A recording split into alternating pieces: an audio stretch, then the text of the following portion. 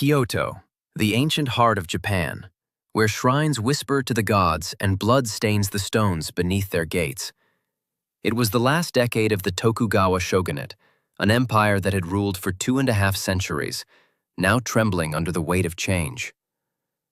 Foreign ships appeared on the horizon, their black hulls smoking like demons from the sea. The samurai code, once clear as a blade, blurred into confusion. And in this confusion, in the narrow alleys of Kyoto, walked 4 men whose names were whispered with fear. The 4 Hitokiri of the Bakumatsu. The 4 manslayers who killed in the name of a new Japan. The year was 1863. Japan was split between 2 loyalties. On one side, the Tokugawa Shogunate, ancient rulers who claimed order and tradition. On the other, the Sono-Joi rebels, crying, "Revere the emperor, expel the barbarians." They were idealists, fanatics, patriots, and in their shadow worked killers, not bandits, not mercenaries, but assassins trained in sword and silence, guided by political lords who hid behind temple walls. To them, killing was not crime, it was purification, a ritual act to cleanse Japan of corruption. And so the name Hitokiri, manslayer, became both a curse and a calling. No man was born a Hitokiri, he was chosen, forged in loyalty.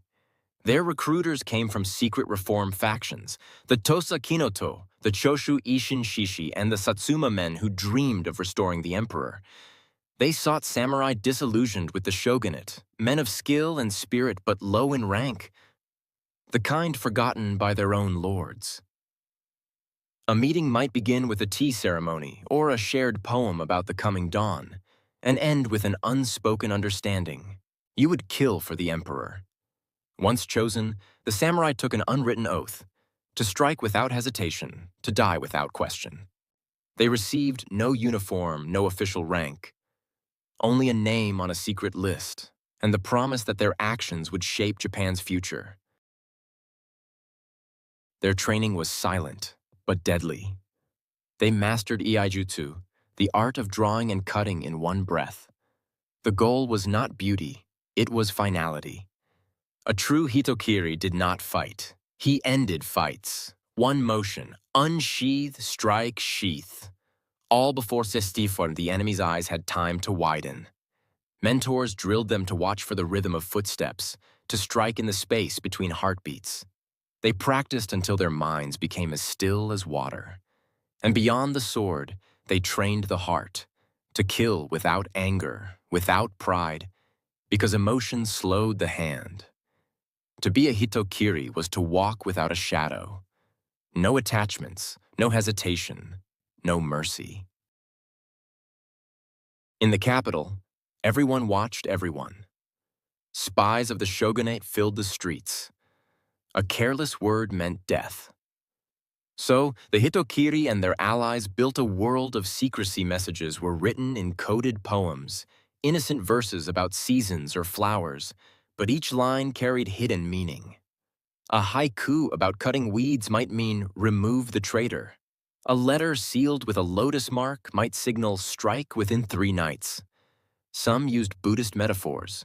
To open the gate meant to begin a killing. To offer incense meant to dispose of the body. Orders rarely came in writing. They traveled by trusted couriers, tea house owners, monks, or actors from traveling troops. A Hitokiri never met the lord who commanded him. He met a messenger, bowed once, and vanished into the crowd. Behind the 4 Hitokiri was a vast unseen network. Temples, inns, and merchant houses served as their shelters. Within Kyoto, there were safe rooms hidden behind sliding doors and false walls. A friendly shopkeeper might hand over a cup of sake, and with it, a new target's name. Doctors treated their wounds in silence. Geisha passed information between domains. Even some shogunate officials quietly sympathized, feeding them intelligence for gold or promises.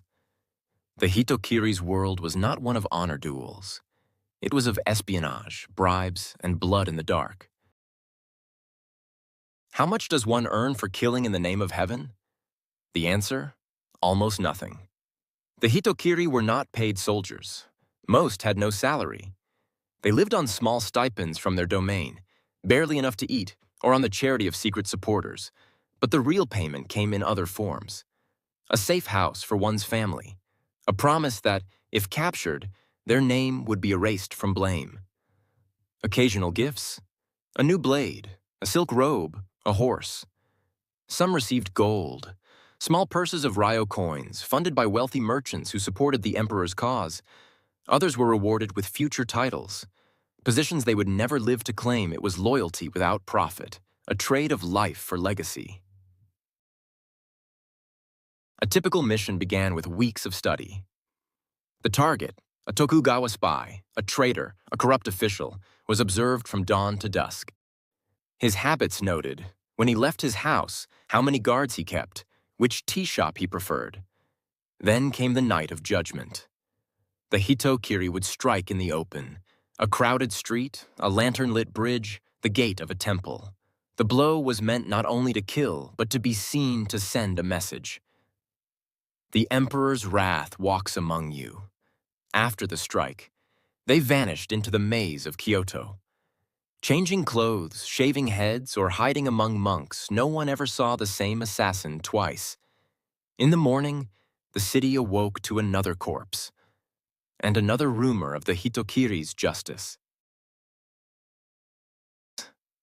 By 1864, Kyoto had become a city of whispers. Officials refused to walk at night. Merchants closed their shops before sunset. Every stranger was a potential killer. Even shogunate police, the roshigumi, moved in groups, terrified of unseen blades. The assassinations shook the very heart of Tokugawa authority men who once boasted of loyalty, now fled the capital. Meetings were held in secret rooms lit by a single candle. The Hitokiri had turned fear into a weapon, as powerful as any sword. Among these shadows, 4 names stood apart.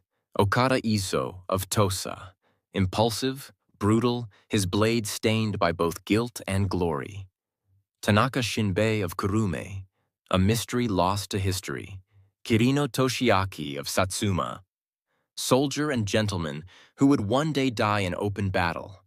And Kawakami Gensai of Higo, quiet, disciplined, his sword so swift that men said they never felt the cut. These were not friends, nor a team, they rarely met. But together, their legends merged into one. The 4 Hitokiri of the Bakumatsu, 4 swords drawn from different domains, but all cutting toward the same goal, the fall of the shogunate. Every assassination carried a message. Each corpse was a signal in the war of shadows. When Sakuma Shozen fell to Gensai's blade, the court understood. The emperor's loyalists would tolerate no compromise. When a shogunate envoy disappeared in Kyoto, negotiations broke down overnight.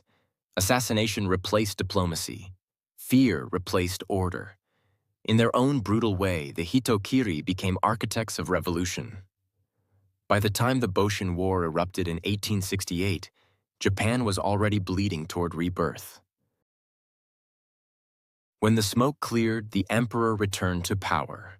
The Meiji Restoration had begun, and yet, for the Hitokiri, there was no peace. The new government saw them as dangerous relics, men too comfortable with killing.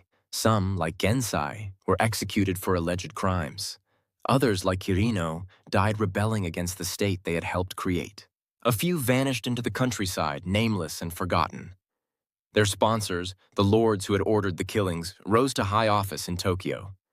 Their assassins were erased from official memory. The empire was built on their silence. By the 1870s, the word Hitokiri had disappeared from government records.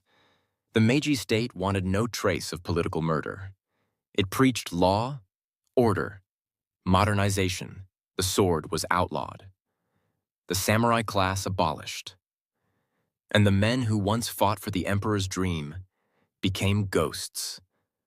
Only folk tales remained, stories told in sake houses about assassins so fast they could cut falling leaves in mid-air. In the quiet halls of Kyoto's temples, their names faded, their graves left unmarked. But legends have a way of surviving the truth. A century later, writers and artists resurrected the Hitokiri. They became symbols of regret, of loyalty, of a Japan torn between past and future. Kawakami Gensai's calm sorrow inspired stories of wandering swordsmen who vowed never to kill again. Okada Izō's rage became the face of rebellion. Kirino's honor, a samurai's last stand. Shinbei's mystery, a reminder of history's silence. They were reborn, not as villains, but as tragic heroes, men who carried the burden of change. Thank you for watching. Subscribe to the channel and keep exploring the world's history with us.